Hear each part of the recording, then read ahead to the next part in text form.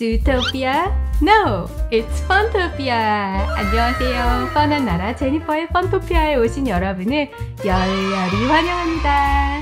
일상에 지친 여러분, 펀토피아에 오셔서 제니퍼의 즐거운 이야기로 재충전하시기를 바랄게요. 6.25 전쟁 때 특히 초기에 이승만 대통령에 대한 많은 논란이 있습니다. 몇 가지 말씀드릴게요. 이승만 대통령이 북한의 남침 이후에 과연 한 일이 무엇일까요? 북한군의 침입을 대비하지도 못하고 또 막지도 못했잖아요. 그리고 일국의 대통령이 서울 시민에게는 안심하라 하는 녹화방송만 남기고 본인은 정작 피난을 갔다고요? 끝까지 서울에 남아서 사수해야 하는 것이 아닌가요? 또 왜 한강 인도교를 폭파시켜서 많은 사람들이 죽게 하고 피난도 못하게 막았나요? 오늘은 이런 질문들에 답하기 위해서 북한의 남침 후 이승만 대통령의 72시간을 면밀하게 살펴보도록 하겠습니다. 그리고 한강 인도교 폭파에 대해서는 다음 영상에서 다룰 테니까 많이 기대해 주시기를 부탁드릴게요. 시작에 앞서서 구독과 좋아요 그리고 알림으로 펀토피아에서 저와 함께 해주시기를 부탁드리겠습니다. 바로 시작할게요.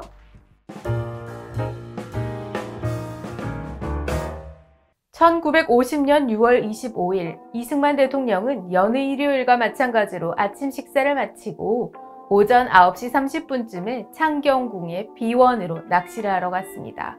그에게 있어서 낚시는 그저 하나의 레크리에이션이 아니라 국정 구상을 위한 업무의 연장이었죠. 그는 이곳에서 오전 10시경에 경무대, 즉 지금의 청와대에서 경찰서장 김장홍 총경으로부터 북한의 대거 남침 상황을 보고받습니다. 그리고 이내 그는 신성목 국방부 장관으로부터 보고를 받는데요. 개성은 오전 9시에 함락되었고 탱크를 앞세운 공산당은 이미 춘천 인근까지 도달했습니다만 크게 걱정하실 것은 없습니다. 고 말했어요. 아마 내심 에이 그 자식들 장난치다가 그만두겠지 라는 생각이 아니었나 싶은데요. 이승만 대통령은 경찰 측에 정보를 더욱 캐물었습니다. 고재봉 비서는 예상 밖으로 적군의 힘이 강해 위험합니다 라고 보고했습니다. 이상의 상황에서 이승만 대통령은 이게 상황이 심각하구나 라는 쪽으로 가닥을 잡고 국무회의를 소집하고 무초 미대사를 부르게 합니다. 또한 이승만 대통령은 호놀룰루 총영사인 김용식에게 위 본토에서 군함을 구입해 하와이에 머물고 있는 손원일 해군 총장에게 하와이에 체류하고 있는 군함 3척을 이끌고 빨리 귀국하라고 지시하게 했습니다. 이승만 대통령의 지시로 한국에 도착한 이들 군함들은 향후에 대한해협해전, 통영상륙작전 그리고 인천상륙작전에 참가해서 한국 해군의 위신을 날리게 됩니다. 한편 오전 11시에 개최된 국무회의는 신성모 국무총리 서리가 주재했는데 특별한 결론을 내리지 못하고 끝내게 돼요. 신성모 국무총리 서리에 의해서 경무대에서 국무회의가 열릴 때 이승만 대통령은 무초대사를 예방합니다. 이승만은 무초에게 국군은 더 많은 무기와 탄환이 필요한데 그 중에 소총이 더 필요하다 하면서 이 미국의 신속한 지원을 요청했습니다. 이에 따라서 무초는 미국 측에 한국군을 위한 탄약 11분을 즉시 부산으로 보내달라. 아울러 105mm 곡사포 90문, 60mm 박격포 700문, 카빈 소총 4만 정도 보내달라고 요청하게 됩니다. 한편 미국은 한국 공군을 10명을 일본의 미군 기지로 데려가가지고 훈련시킨 다음에 7월 2일 전투기 10대와 함께 한국으로 돌려보내서 공중작전에 투입시키게 됩니다. 이런 것들이 그냥 미국이 무작정 도와준 게 아니죠. 이승만 대통령이 무초대사를 만나서 요청한 결과인 것입니다. 이승만 대통령은 또한 전황을 국민들에게 알리는 데도 관심을 기울입니다. 그래서 25일 낮 12시에 국방부 담화를 발표하고 26일 오전 6시에 무초대사가 방송을 한 데 이어서 오전 8시에는 신성무 국방부 장관이 방송을 했습니다. 이들 방송은 대부분 북한이 남침을 했는데 우리 국군이 선전하고 있다는 요지였습니다. 이승만 대통령도 미국의 지원 사실을 충남 대전에서 알게 되니까 곧바로 방송을 통해서 27일 오전 10시부터 오후 11시까지 3차례에 걸쳐서 국민에게 미국의 지원이 있으니 안심하라는 요지의 라디오 방송을 하게 되었습니다. 그러나 그때의 상황이 어땠나요? 서울이 함락되기 직전이었던 거예요. 그렇게 현실하고 좀 맞지가 않았어요. 그리고 이때로부터 얼마 후에 한강교가 폭파가 돼요. 이렇게 돼서 이승만 대통령에 대한 비난은 극에 달하게 됩니다. 그런데 여러분, 사실관계를 따져본다면 이렇게 시점에 오류가 있기는 했는데 이승만 대통령의 이러한 행위는 국민을 기만하기 위한 것이 아니라 국민에게 희망을 주고자 그 내용을 빨리 알려주겠다라는 의도로 보여집니다. 무초대사와의 회담 후에 이승만 대통령은 주미대사관에 급히 전화를 걸어요. 당시 주미대사는 장면이었는데 대통령은 최대한 미국의 협조를 끌어오라고 지시합니다. 그리고 끊기 전에 정일관 장군과 손원일 제독에게 빨리 귀국하도록 하라고 당부합니다. 이것을 통보받은 정일관 중장은 6월 30일에 일본을 거쳐서 귀국해서 육해군 총사령관 겸 육군 참모총장에 임명되었고 손원일 제독은 미국에서 구입한 군축함 3척을 인수해서 7월 중순에 귀국하게 됩니다. 또한 이승만 대통령 지시 후에 장면대사는 미 국무부를 방문했고 그 국무부로부터 UN 안보리에 이 문제가 회부되었다라는 사실을 듣게 됩니다. 오후 2시가 되자 이승만 대통령 주재의 비상국무회의가 열리게 되는데 이 회의에서 국가 비상사태에 준하는 여러 특별조치들, 경비 강화 그리고 비상대기 등이 결정되게 됩니다. 이날 저녁 10시에 이승만 대통령은 무초대사를 다시 경무대로 불러요. 근데 왜 불렀냐면 전쟁이 일어났는데도 워싱턴에서 아무런 반응이 없었던 거예요. 그래서 이제는 무초대사를 통해서 미국 정부를 압박하기 위해서였죠. 그리고 이승만 대통령은 그와 함께 또 하나의 충격 요법을 썼습니다. 내각은 오늘 밤 정부를 대전으로 옮기기로 했다고 말하면서 이게 사태가 이렇게 심각하다라는 것을 설파합니다. 그렇게 무초는 이 사실을 에치슨 국무장관에게 급히 타전하게 된 것입니다.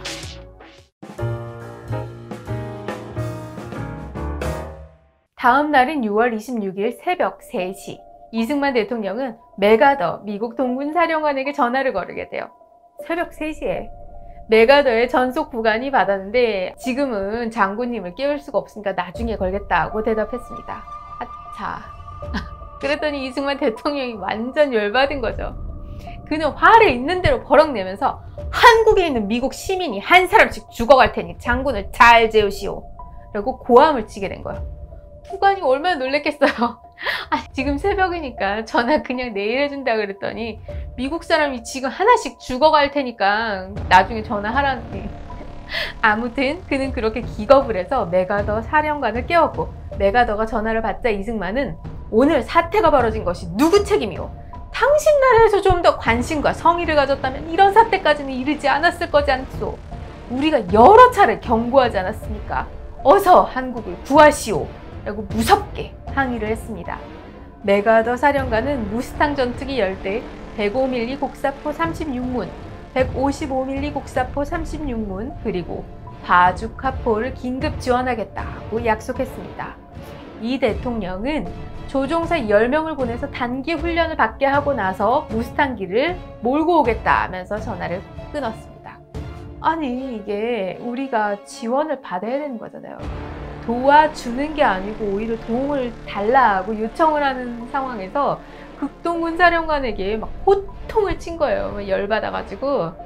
근데 실상인즉 맥아더는 이승만 대통령이 미국에서 조지 워싱턴 대학 그리고 프린스턴 대학에서 공부할 때부터 알게 된 오랜 친구였어요. 그리고 참모장이었던 휘트니 장군에게도 이승만 박사야말로 결단성 있고 타협할 줄 모르는 당대의 영웅적인 항일투사라면서 항상 칭찬했던 인물이었거든요. 이렇게 각별한 관계였으니까 새벽에 막 전화 걸어가지고 막 깨워놓고서는 막 소리 질러서 질책하고 또 요청도 할 수 있었던 것입니다. 이승만 대통령은 전쟁 중에 내내 시간을 따지지 않고 새벽이든 밤중이든 아침이든 저녁이든 메가더 장군이든 무초대사건 상관하지 않고 국가에 도움이 되는 일이라면 망설임 없이 즉각 행동에 옮기는 지도자의 모습을 보여주었습니다. 이승만 대통령은 이어서 새벽 4시 반에 무초대사에게 전화를 걸어서 메가더와 참모장에게 한국군에 필요한 모든 전투기와 탄약 등을 요청하려고 전화를 했는데 받지 않았다. 이것을 해결해달라고 요청했습니다.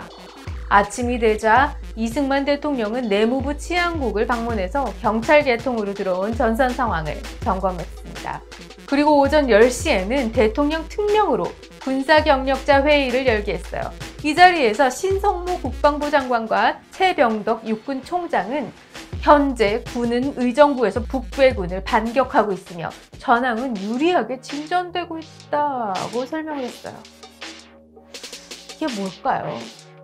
이승만 대통령은 너무 긴급한 그런 국가의 비상사태로 인식하고 미국을 최대한 압박하고 있는 그런 상황에서도 군 최고 지휘관들은 사태를 낙관하고 있었던 것입니다.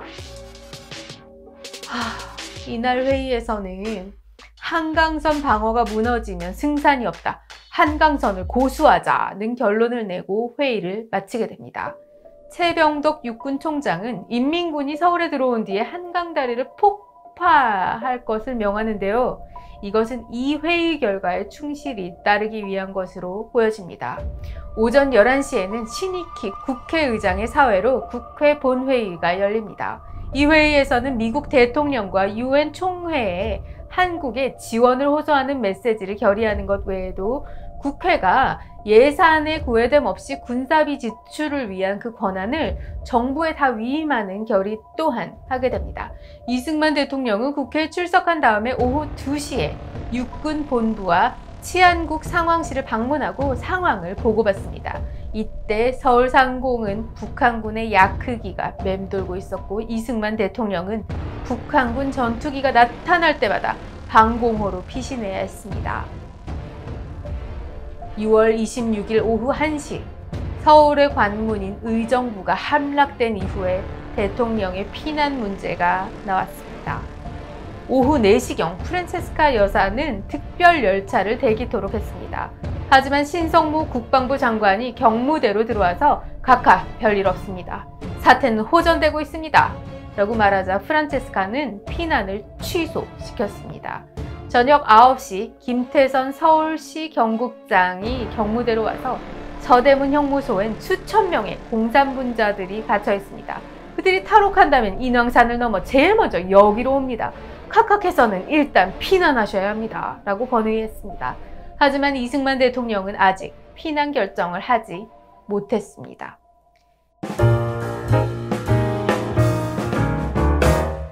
(6월 27일) 이승만 대통령은 새벽 1시 주미대사관에 전화를 겁니다. 한표옥 참사관에게 즉시 정면대사를 모시고 트루먼 대통령을 만나 국가원조의 시급함을 설명하고 협조를 요청하라고 지시하고 장면대사에게 미국에 요청하여 탱크를 보내도록 주선하라고 지시했습니다. 이에 따라 장면대사는 그날 오전 4시, 워싱턴 시간으로는 오후 3시에 백악관에서 트루먼 대통령과 회동을 하게 됩니다. 이승만 대통령의 말을 전달받는 트루먼 대통령은 한국 정부와 국민, 국군이 용감하게 싸우고 있는 것을 잘 알고 있다. 상당한 무기와 탄약을 수송하라는 명령이 내려졌고 이 장비는 곧 한국의 군사 상황이 영향을 미칠 것이다 라고 알려주었습니다. 주미 대사관에 전화를 걸고 난 후 이승만 대통령은 다시 메가더에게 전화를 했습니다. 그리고 우리는 지금 잘 싸우고 있으나 무기가 없다. 그러니 탱크를 빨리 보내라. 만일 당신들이 도와주지 않으면 한국에 있는 미국 사람들도 안전하지 못할 것이다. 라고 흥분된 어조로 말했다고 합니다. 얼마나 급했으면 그랬을까요? 이때 신성무 국방부 장관, 조병옥 박사 등이 들어와서 각하! 빨리 피난하셔야겠습니다. 라고 말했습니다. 이승만 대통령은 나보고 서울을 버리고 떠나란 말인가? 서울 시민은 어떻게 하란 말인가? 라고 말했죠. 조병옥 박사는 프란체스카 여사에게 각하의 고집을 꺾어야 합니다. 빨리 피난을 보내셔야 합니다. 라고 말했습니다. 그러나 이승만 대통령은 안 돼. 서울을 사수해. 나는 떠날 수 없어. 그다음에 요지, 구동이었습니다. 이에 북한군 탱크가 청량리까지 들어왔다는 경찰의 보고와 서대문 형무소가 무너지면 경무대가 위험하다는 치안국장의 말이 있고야 이승만 대통령은 할 수 없이 새벽 3시 경무대를 출발해서 서울역에 가게 되었습니다. 당시 청량리에서 경무대까지는 4km도 안 되는 가까운 거리였죠. 또 창동까지 진출한 적은 11km 내에 있는 경무대에 충분히 타격할 수 있는 상황이었습니다. 그야말로 북한군이 마음만 먹으면 대통령을 생포할 수도 있고 죽일 수도 있는 거리였어요. 절체절명의 순간이었습니다. 북한의 공군의 공습이었어요. 북한군 전투기들은 6월 26일부터 서울 용산 일대 군사시설 및 여의도 및 김포 비행장은 물론 경무대까지 기관총을 갈기고 또 항복을 권하는 전단을 살포했던 거예요. 더구나 서대문 형무소에는 좌익사범을 포함한 7,000여 명의 죄수가 수감되어 있었고 또 마포 형무소에서도 3,500명의 죄수가 있었거든요. 이들이 만약에 탈옥해서 경무대로 몰려든다면 이게 대통령의 신변을 장담할 수가 없는 상황이었습니다. 그런 점에서 대통령의 피난 결정은 적절하다 못해서 너무나도 늦은 감조차 있는 것이었던 것입니다. 그렇게 해서 서울역에 도착한 이승만 대통령 일행은 타고 갈 기차의 기관차를 찾느라 지체하다가 오전 4시에야 비로소 서울역을 출발하게 됩니다. 남침 이후에 이승만 대통령의 길고 긴 3일간의 여정이 끝나는 순간이었습니다. 기차를 타고 대구역에 도착한 이승만 대통령은 내 평생 처음으로 판단을 잘못했어. 여기까지 오는 것이 아니었는데 라고 침통해한 후에 다시 기차를 돌려 대전으로 올라가 그곳에서 전쟁을 지도하게 됩니다.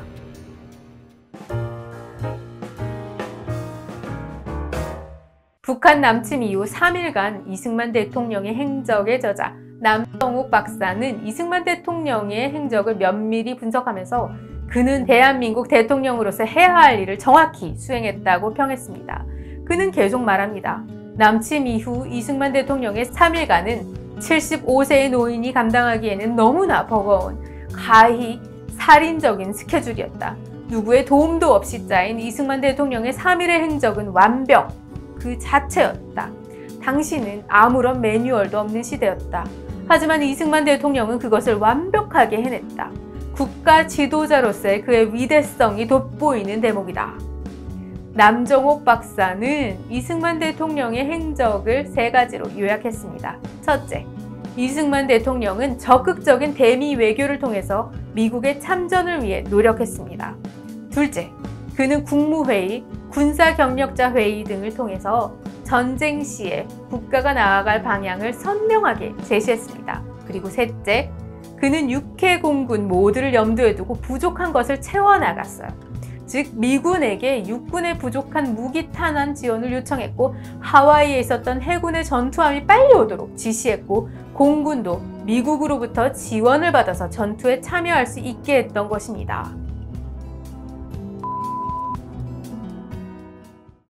한국전쟁 시리즈 재미있으신가요? 앞으로도 계속되는 한국전쟁 시리즈 많이 기대해 주시기를 바랄게요. 아침 저녁으로 이제는 제법 쌀쌀해졌는데요. 마스크와 함께하는 2020년 올해의 추석은 여러분 모두에게 조금은 특별할 것 같습니다. 여러분 모두들 함께해서 행복하고 또 기쁜 명절 한가위 되시기를 바라겠습니다. 즐거운 명절 되세요.